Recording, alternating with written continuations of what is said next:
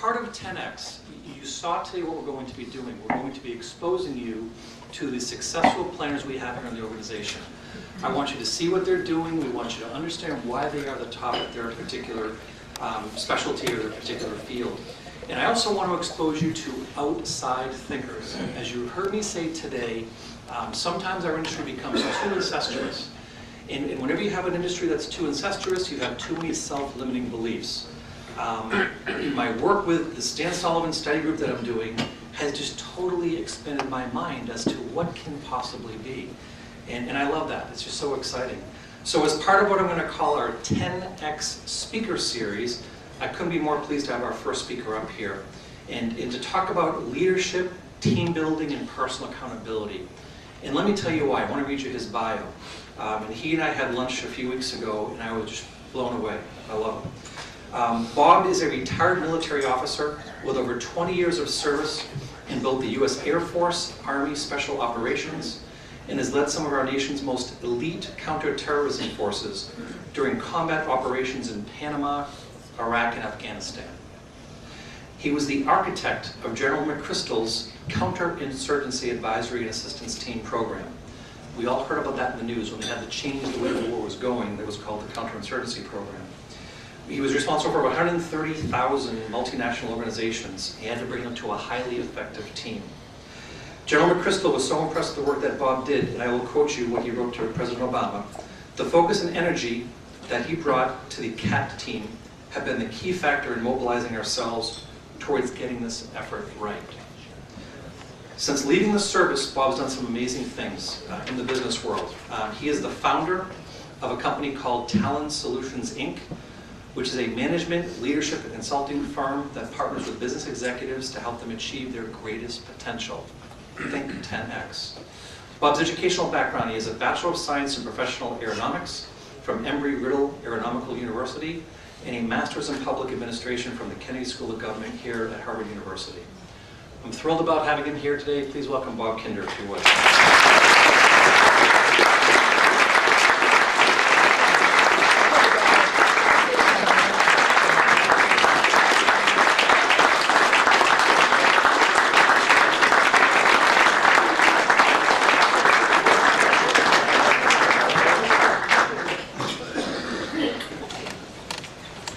Doesn't that look like a leprechaun with a gun? That is a bad picture. But unfortunately, I was traveling when Ellen asked for a photo. That's the only one I had. My partner, she is not crazy about that photo, I will tell you. You know what's impressed me tonight, Paul, is I've gone to probably hundreds of these types of events, throughout my military career. And the general that I met tonight in the Colonel, they can attest to this. We do a lot of this. We honor people. And you have done a tremendous job of honoring your organization and the individuals in it. So thank you for that.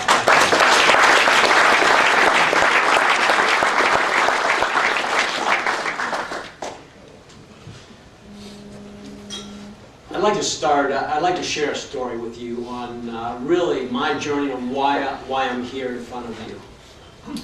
In June of 1985, two terrorists from the Islamic Jihad took control of an aircraft that was departing Athens en route to Rome. They took 153 passengers, they pushed them to the back of the plane, they grabbed their passports, and they separated the Americans and the Jews from the rest of the passengers. One man they singled out, and they brought him forward into the first-class cabin that was empty. They tied his hands behind his back, they gagged him. They ripped off an armrest on one of the seats, and they proceeded to beat him. They broke the bones in his face. And when he could no longer kneel, they jumped up and down on his body, breaking his ribs and fracturing a kneecap. When they tired of the torture, they took him back to his seat, and a young girl was sitting there. Tried the best she could to comfort him and cleanse his broken and bloody face. Well, the terrorists had the pilot fly to Beirut, where they tried to refuel. And when their demands were not met, they grabbed that young man, They took him to the open door of the plane. They put a gun to his head and pulled the trigger, dumping his lifeless body onto the tarmac below. And his only crime was that he was an American sailor. His name was Robert Dean Steedham, and he was my best friend. And that event, when I was serving as a young Air Force sergeant, we buried him at Arlington, I reached a decision point in my life. Do I get out of the service in the time that I had planned, or do I stay in the service and go to selection and try out for our elite counter-terrorist unit? And I chose the latter. And for the next 25 years, that became my purpose in life. Was I fought terrorism anywhere around the globe, and I dedicated my life to it. And I strive to be the best in my profession of very, very elite soldiers. And the ancient Greeks had a name for this: arete. Arete, in its basic sense, just means excellence of some kind. For Aristotle, something is excellent when it achieves its purpose. To the ancient Greeks, perhaps nothing embodies this notion of arete more than the Spartan warrior. And the long path to become a Spartan warrior started in infancy. And at 7 years old, they took these young boys away from their mom, and they put them with nothing but men until they were 30 years old, and they became a successful, fully fledged Spartan warrior. Well, these Spartans are renowned for their ability to fight, and they have a legacy as the world's greatest fighting force that has ever lived. At the famous Battle of Thermopylae, also known as the Hot Gates, if you've ever watched the movie The 300, 300 Spartan warriors led a larger contingent of 7,000 Greeks against a force from Xerxes' army of over 200,000. 7,000 against 200,000. And they defended a very narrow pass, trying to keep the Persian army off of their land. They fought for 3 days. When the Spartan commander, King Leonidas, was told that the archers in the Persian army were so numerous that their arrows would blot out the sun, he said, "Well, that is good. We will fight in the shade." The Spartans refused to retreat, even though it was clearly a suicide mission.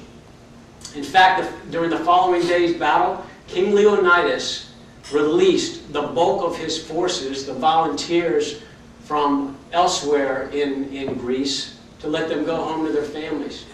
And the only people that were remaining was the 300 and a smaller contingent of about 700 from Thebes and other places. So we had about 1,000 men against 200,000. Leonidas and all of his men, but one, end up dying in the ensuing battle. But they took the lives of over 20,000 of Xerxes' men. A bronze statue of Leonidas was erected at the site with a sign that simply reads, "Come and take," which the Spartans said to the Persians when they asked them to put down their weapons and surrender. We would say nowadays, "Bring it." To surrender in battle to these Spartans was the ultimate disgrace, and they would rather give their own lives than lay down their sword. Today's Spartans are our Special Operations Forces. Air Force Special Tactics Teams members, Navy SEALs, Green Berets, Delta Force operators, Army Rangers, and even the women in our Special Operations Aviation Wing. Well, in order to make it into these organizations, they have to undergo very, very brutal training under harsh conditions. The first things taken away when you're going through this training are sleep and food.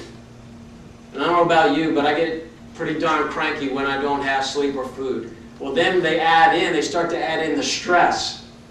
And the candidate must endure extraordinary physical hardship for days, weeks, and then months as they're going through the training or the selection course.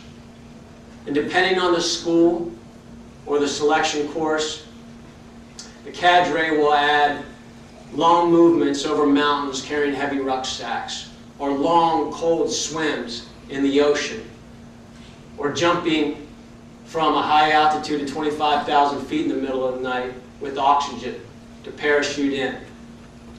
And all of this takes place so you can weed out those that won't be good teammates and be aligned with the organization. And then there are those that self-select out, we call it. They quit because they can't handle it. To the outsider, one would think, as you see the movies, that the SEALs or the Delta or a Ranger, you're superhuman.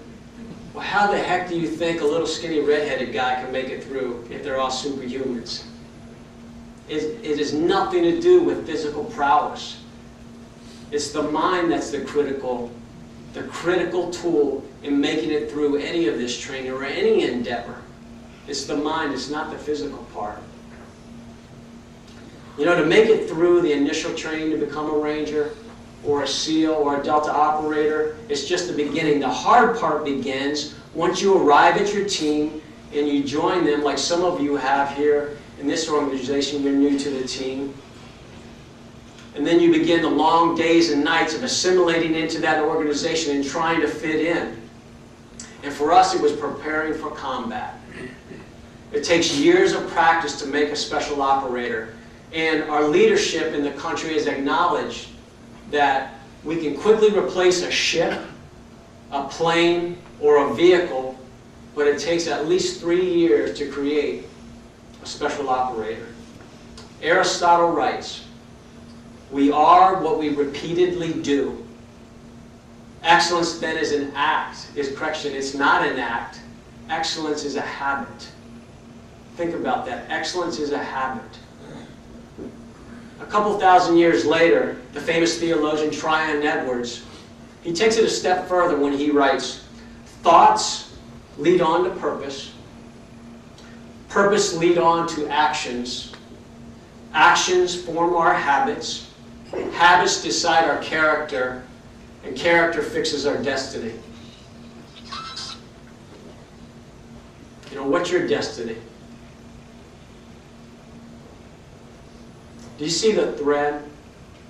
Do you see the thread that what we think eventually forms what we are in our destiny in life? It's how we think.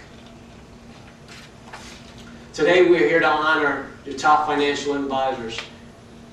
Superb job. And what a tremendous crew because of all the people that you've honored. When Paul and Ellen interviewed me a couple of weeks ago at a restaurant and on the phone, I think they were initially very skeptical. What can an Army Ranger, how can he connect with what he's done in all these years of service to our wealth managers, our financial planners? Well, I truly believe that it takes a village to solve our societal problems. That you can't just have one skill set. My job was to create an environment to allow you to do your job. And I saw tonight that you're doing a hell of a job. And I hear that, and I read it as I read your creed and your philosophy. In many cases throughout my career, I had people's lives and their future in my hands. And so do you, in your job every single day. Everyone who talks to you is vulnerable and they're at risk. Everyone. No matter how wealthy they might be, they're vulnerable. They're placing their complete trust in you, and they're deciding their future and their family's future because they put their trust in your capable hands. They believe in you. I want to be in a position to hire you. Quite frankly, I've got 2 children in college right now, I have a small Army pension. And JP, I love you like a brother, but if you don't mind, I'd like to grab one of the people that were awarded tonight as my manager. You know, you were singled out for your excellence. Those individuals. Paul and his leadership team want that for each and every one of you, though. Those of you who weren't honored.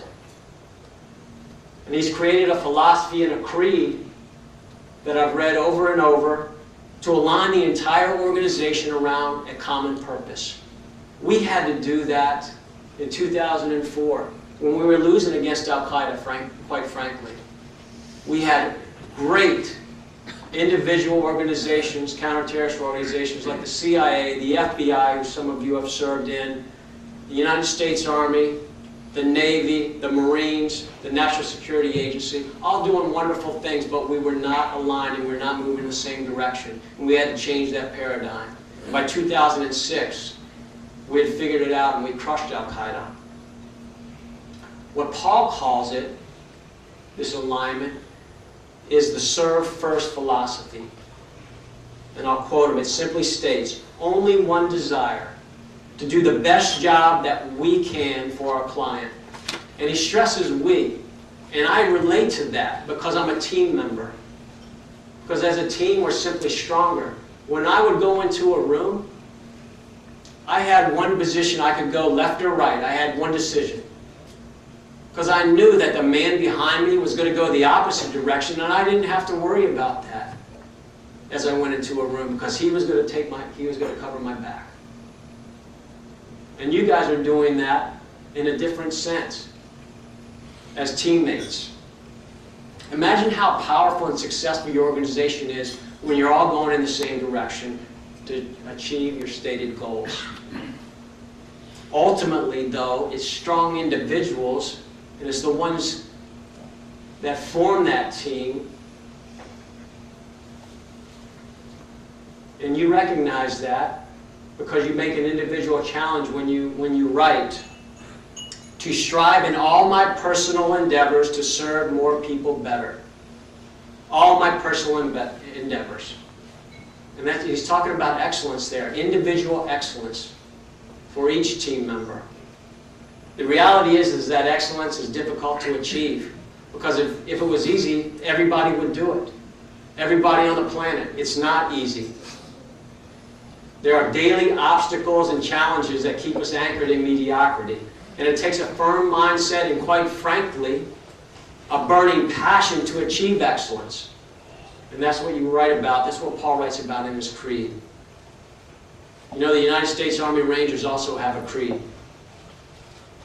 The creed is not just a thoughtless mantra, but it embodies everything we stand for, both as individual Rangers and as an entire organization. Our creed is also a promise. And there are 6 stanzas to the Ranger Creed, and I'm going to just cover one of them, the 5th stanza. And it reads, energetically will I meet the enemies of my country. I shall defeat them on the field of battle, for I am better trained and will fight with all my might. Surrender is not a Ranger word. I will never leave a fallen comrade to fall into the hands of the enemy, and under no circumstances will I ever embarrass my country. Before we began physical training every single day, the entire Ranger Regiment, 2,500 of us, would recite that Ranger Creed, the entire thing. And before launching on one of our missions in Iraq or Afghanistan, I'd gather my men around me and I'd make that promise to them. And as we'd finish the creed, we'd check our weapons, check our equipment, put our night vision goggles on, and we'd board our helicopter. And I'd sit across from the Ranger on the other side of me, or the operator, and I knew that my life in his and his in mine, no matter what happened out there, I knew I was going to be taken care of. And I knew that of every individual on that helicopter, that we were going to take care of one another. Each of us was fully committed to excellence, no matter what we encountered on the objective. The other day, I just finished a hard workout. And our trainer talked about an upcoming run here in Boston to benefit those that have lost the ability to see. And it reminded me of a story that I'd like to share with you tonight. And John Harrington, this will especially be meaningful to you, I think. In 2005, a good friend of mine, Scott Smiley, then a captain, was a Stryker Company commander in Mosul, Iraq. And it was a hotbed of Al-Qaeda. I was up there at the time, and what Al-Qaeda was doing was bringing in suicide car bombs in from Syria and staging them and attacking the first forces that he saw there in Mosul. We had a brigade combat team up there. Scotty came across one of these vehicles at an intersection, and as he raised his rifle up to put some warning shots into it, the car exploded, driving shrapnel deep into, through one of his eyes, deeply into his brain, and it's severing the optical nerve on his other eye. From that moment on, Scotty was completely blind. Please, for 1 minute, just everybody close your eyes. Please close your eyes. And I ask that each of you quietly think, with your eyes closed, what the rest of the evening would be like if you had lost your eyesight. And think about tomorrow, waking up tomorrow, and what that day would be like. How it would change your world. Please open your eyes. It's a frightening thought, isn't it? Because we've all had our vision. Our worlds will be turned upside down, and the same was true of Scott Smiley. But remember, surrender is not a Ranger word.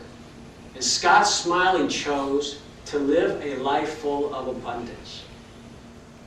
And since that day, when he lost his eyesight, Scotty has surfed in Hawaii, he's skied at Vail, he's skydived, he's climbed Mount Rainier, he's completed a triathlon, he's graduated from Duke University School of Business with an MBA. He was named Soldier of the Year in 2007, and in 2008, he won an ESPY Award as the best outdoor athlete. He has taught the core course on leadership at West Point, and he's commanded the Warrior Transition Unit at West Point's Medical Center. He was recently named a recipient of the Army's prestigious MacArthur Leadership Award, and he currently holds an honorary doctorate degree from Mount St. Mary in New York. He's married to his high school sweetheart and has 3 children. And right now, he's teaching young cadets as an active Army officer at Gonzaga University. Scotty is doing exactly what he has trained and practiced to do his entire life. To persevere and overcome adversity. You see, excellence is a habit. And he learned that through practice and practice and practice, honed through hard days and hard nights over the years. No matter your profession, a teacher, a firefighter, a wealth manager, or an Army Ranger, if it's your burning passion, you can achieve it. And that's evident tonight from what I hear from your organization. Congratulations to this year's honorees. And Paul, congratulations to your entire organization. I'm truly honored to be here tonight with you. May God bless each and every one of you. May God bless the United States of America. Yeah.